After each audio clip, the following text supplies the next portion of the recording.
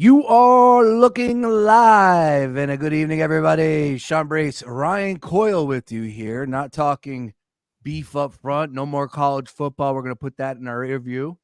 Bad call by me with the Huskies -6 or +6. Brutal. Anyways, now we hit the fast forward button. We talk some college hoops, but college football will be on the opening conversation here because of the news with Nick Saban. But we started a pretty cool thing with all things college football, beef up front, of course, daily ticket, great combination there. And I said, Ryan, we got to keep it going as far as college hoops season is concerned. No doubt about it. Here we are. Looking forward to this. Already March knocking on the door. I mean, we're not that far away from conference tournament time. I know. Nobody wants to hit the fast forward button, but I'm like, dang, March is really right there. I just want to bring this up, though. We are currently a podcast / show that is nameless. Ryan Coyle. We got to come up with a name. Yeah, we do. Beef up front can only be applied to so many things. I don't know how much you want of that in basketball, but yeah, we got to hit the lab and get something cooking as like you said, March is coming, and that's definitely my favorite time of the year. I got a few. I got the Gambler's Guide to College Ball. All right, there we go. We'll go ahead and spitball one of these days coming up. But for right now, all things college hoops. And we're going to go big picture with that. We're not going to be discussing any games that are taking place tonight, possibly tomorrow, so on and so forth. But let's go ahead and open up with this. Of course, the big item for today, my goodness, out of nowhere, Nick Saban, the GOAT, calling it a career, and reportedly told his team that he is going to retire.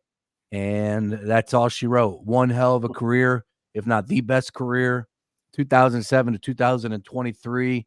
Looking at the numbers, it's just insane run. He had 2 spurts that were just ridiculous. Just look at the back of his football card, as they say. The worst season he had was 10-3 back in 2010. That tells you all you need to know right there. But just an incredible coach, human being, leader of men, everything you would want. And good luck to the next guy. Good luck. I don't care who it is. You can get Jim Harbaugh. You can get Jesus himself to come down. Good luck following Nick Saban at Alabama. You better have some thick skin. You better have some rawhide for skin, the things that are going to be saying about you. But Nick Saban hangs it up. Surprised, shocked. Where are you at, Ryan? Yeah, I think the guy to follow him will probably even have more pressure than Shire does at Duke following Coach K's footsteps, just because football is a sport where one loss sometimes can ruin your entire season. College basketball, you're going to lose more than one game throughout the course of a year, and the pressure is going to be on down there at Alabama. I was very surprised.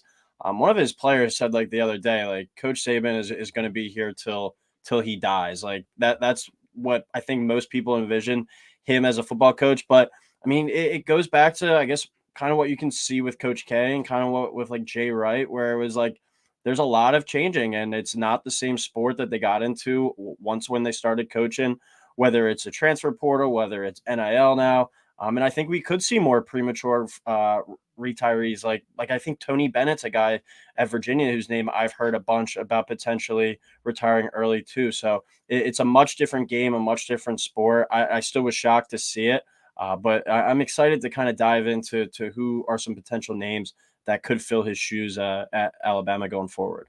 Look, you brought up the early retirement. I don't think that Saban fits that mold here. I understand it's going to be brought up. You're correct with Roy Williams, Jay Wright. It's a whole different ballgame as far as the NIL and portal is concerned. What do you have? 9 players? I think they said 9 players.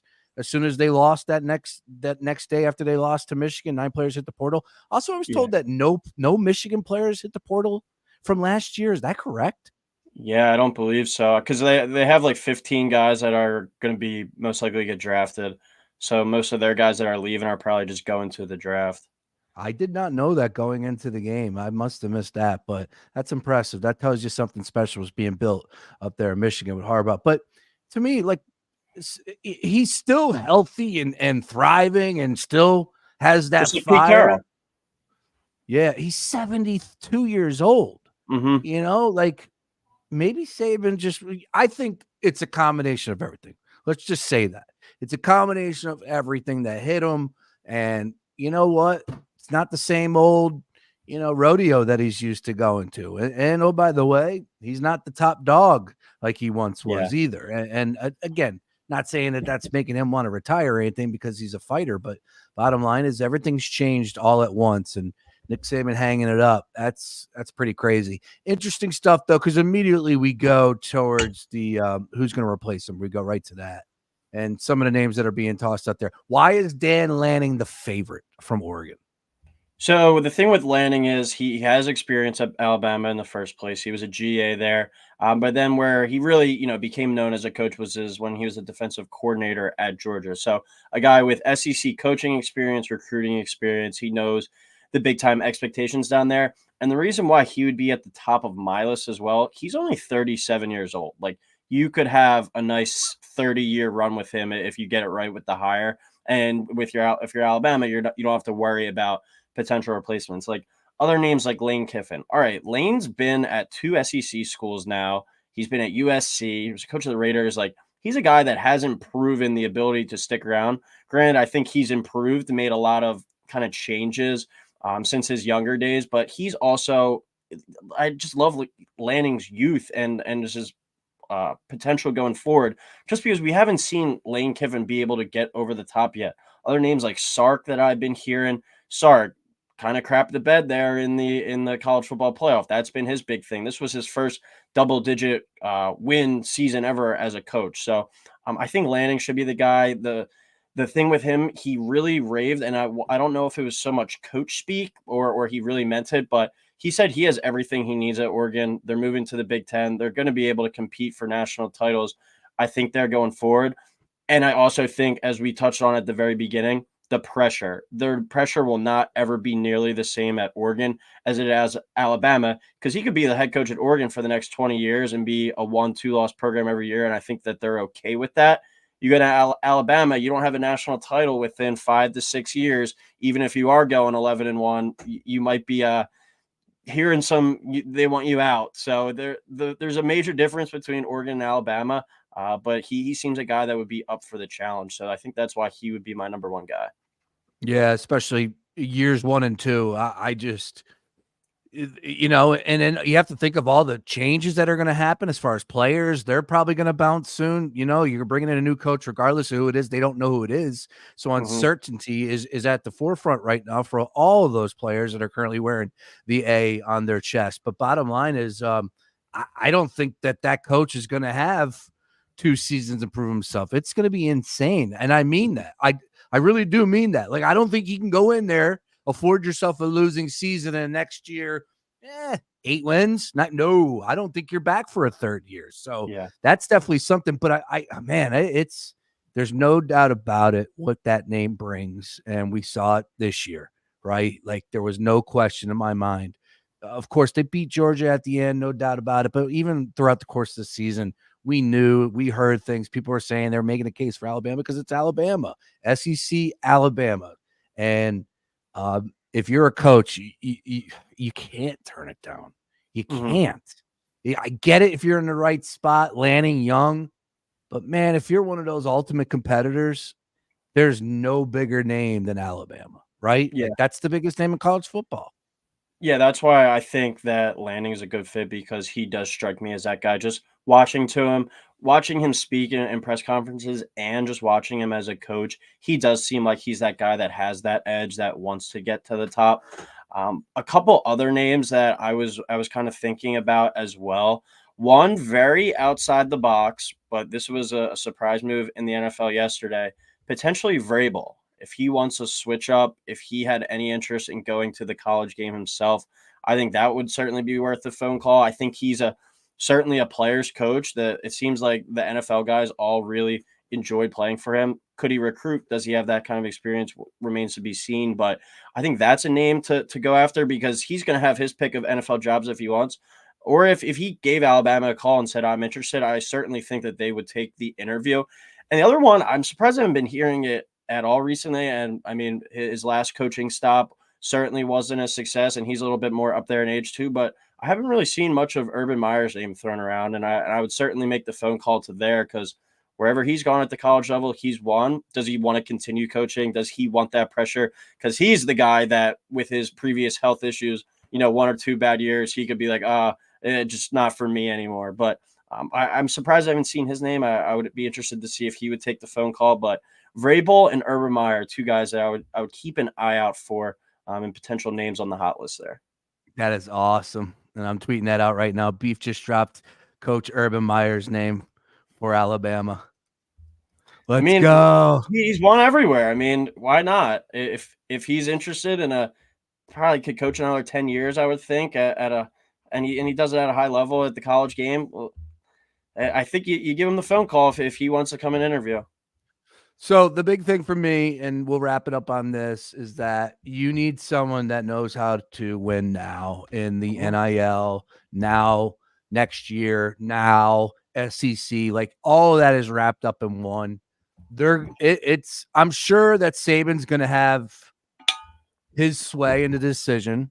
Yeah, if not I think already so too. picked out. If not already picked out, right? Definitely someone that's coached for him. Definitely someone that's got that thick skin. I don't have confidence in this guy as far as the NIL is concerned, but for years now we've been hearing that's the dream job. That's Dabo. Yep. That's Dabo. Yeah. He's going to get the call. I saw he's high on the odds, which was funny. I figured he would be, but he's going to get the call. It's just his negatives are there.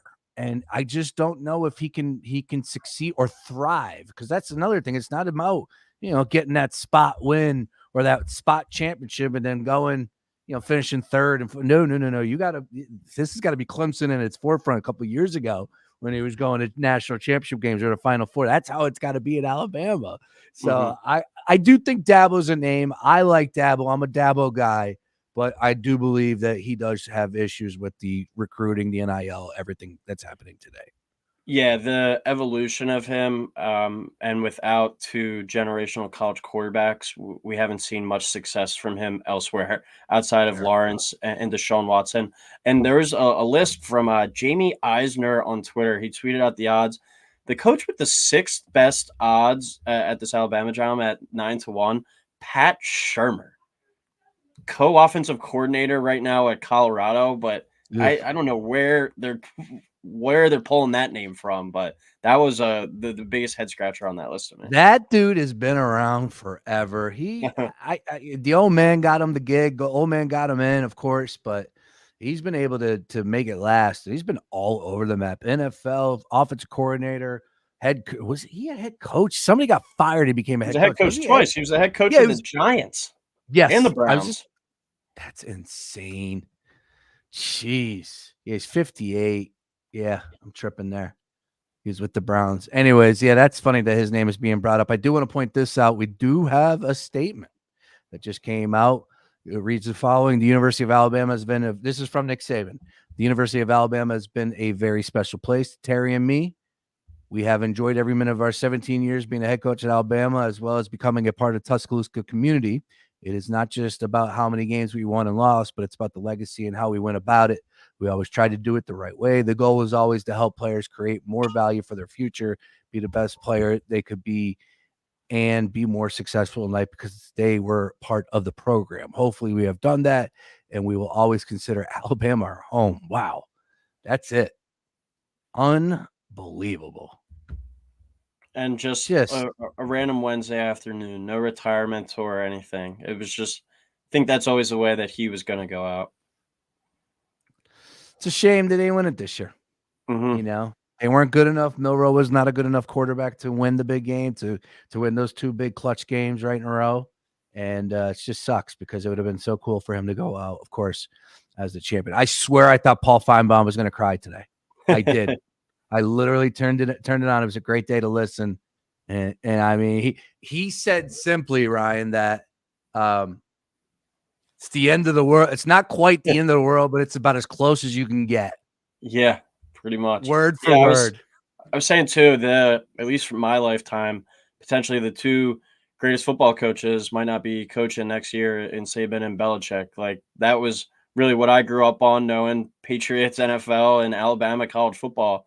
And it really shows you, all things do not last forever. So very interested to see this next era of Alabama and the Patriots as well if they go in a different direction.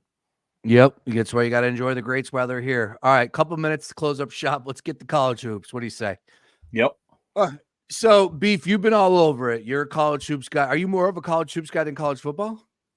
I think so, just due to my personal affiliation with basketball. But I'd like to keep an even eye on both. But I think I get more in the weeds when it comes to college basketball. Excellent. And tell the people what your personal affiliation with college hoops is, or basketball in Played, general.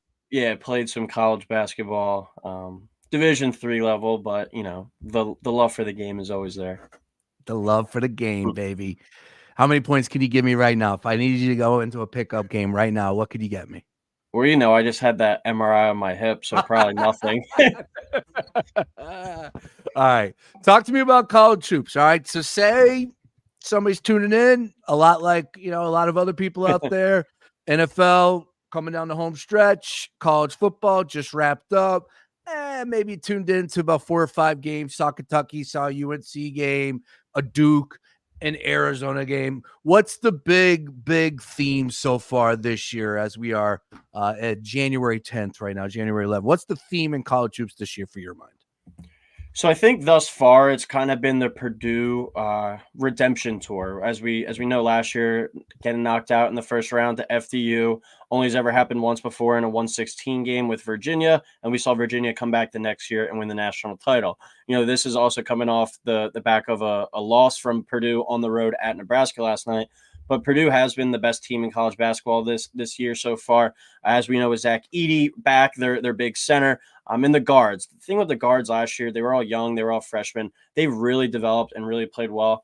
And when you're going on the road in conference play as the number 1 team in the country, or even as a top 10 team in the country, that's going to be a packed house at the other team's building. And it's their biggest game of the year. Their Super Bowl. They're going to come out and give you your best shot. So Purdue is never going to go undefeated throughout Big Ten play. But still, I think they've been the major story of how good they've looked.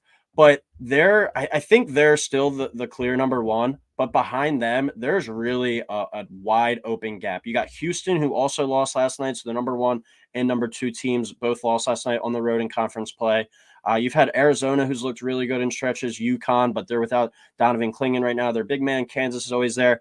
But Kentucky's had a real resurgence this year. A lot of good young guards, a lot of high recruits as always, but a couple veterans in there as well. This is the best Kentucky team that we've had in 3 or 4 years. So I think Purdue's at the top there of the sport. They're kind of they've been the main storyline, a resurgence of a Kentucky team. But then really after Purdue, who is it? And it's wide open. And I think that's going to make for a really fun next couple months as we head to March. Best conference first half, let's just, or top half of the conference, like top 6, 8 teams. Best conference of college basketball is who? Definitely the Big 12. With Kansas, you have Houston, you have Iowa State is not ranked right now, but they had that big win last night, and they have a lot of wins. They just haven't played the greatest competition. TCU is a good team. Oklahoma's number 9. The Big 12 from top to bottom, there's no real layups in that conference. And you have to remember, too, it's a thing that you had to get adjusted to with football this year. They added Cincinnati, UCF, and BYU. BYU and Cincinnati are probably going to be tournament teams as well this year. So this is a very deep conference top to bottom, and it's going to be a really fun conference to track because there's so many good home environments in the Big 12 where a lot of these ranked teams are going to go to some unranked teams on the road and get picked off outright. So certainly something to watch there, these road upsets this season. Championship contenders coming out of the Big East. I'm talking teams to actually cut down the nets, win the Big East. All right. I'm looking for both here. UConn, Creighton, Marquette, Nova. Do we need to add any other teams? Would you subtract any teams? Providence from the Big East. Who can win the conference and cut down the nets come March/April? This was a Christmas gift I got, but St. John's, the Johnnies have been hooping recently. They have been really turned the corner, and it was a thing. They completely remade the roster this past year when Rick Pitino got brought in, like a completely new team besides Soriano in the middle. And it took them a little time at the beginning of the season. They struggled out of the gates, but they're a team that nobody is going to want to see with Rick Pitino and the improvements that they've been making. They're playing Providence right now, and last time I checked, they were up double digits on them. But Wow. you do not want to mess with this St. John's team. As I say that, Providence cuts the lead down to 1. But going to the Garden, that's going to be a fun environment. They almost beat UConn at UConn. They're going to be just continuing to get better, and I think they're certainly worth a look. I don't think they're up on the board right now at DraftKings just because they're playing as we're To talking, win it but all. to win the conference, not to Okay, win yeah, I the got a not to 90 win the to entire 90 to tournament. 1 to win it all. Yeah, but nothing for the conference. You're right. No conference Yeah, play. but I would definitely take a look at them to win the Big East. Interesting. All right. And all right, what else as far as maybe a mid-major team that we need to be paying attention to? Is there a conference that is piquing interest from you? One team from the mid-major world that we need to be looking at? There's actually a game tonight that features 2 real good major squads out of the Missouri Valley, and that's Indiana State and Drake. 2 high-level teams. Those are going to be the best 2 teams in that conference this year. Last year's darling was Florida Atlantic. I don't really consider them much of a mid-major anymore because they moved up from the American, or excuse me, from CUSA to the American. But now you have an Indiana State team I think has the potential to be that squad this year. They're 13-2. But they average a little over 90 points a game, and they have a center. His last name is Avila, but he plays like Jokic. Like he's like 6'8", like 200, like 80 pounds probably, but just like looks like he belongs at the YMCA, and he's just out there pushing the break, igniting the offense, throwing no look dimes. They're a fun watch. They play like a 5-out system, and they score a lot of points. So they're a team that they'll probably be on ESPN Plus a lot this year, but certainly a fun one to watch and someone to keep in the back of your mind as we get closer to March. Beef. You're still going to hold that name. All right. Ryan Coyle. Yep. All things college hoops. We're going to be doing this weekly and more, of course, once we wrap up all things NFL. But nobody better. Always great to get you on, sir. Good luck on all those plays, and awesome job waxing poetic on Saban as the GOAT is hanging it up. And that's going to be the story for quite some time. Looking forward to it because, as we pointed out, just as far as who's leaving, who's coming in, where are they leaving from, there's like a big old, the snowball that's just going to gain Yep. momentum. It's going to be crazy to see how it plays out. And Awesome with stuff. Michigan too. Michigan, if he leaves, you could have Michigan and Alabama both open by the end of the week potentially. Crazy. Ryan Coyle 35 is where you can find him on socials. Beef. All right, don't go anywhere. More Daily Ticket. Back after this.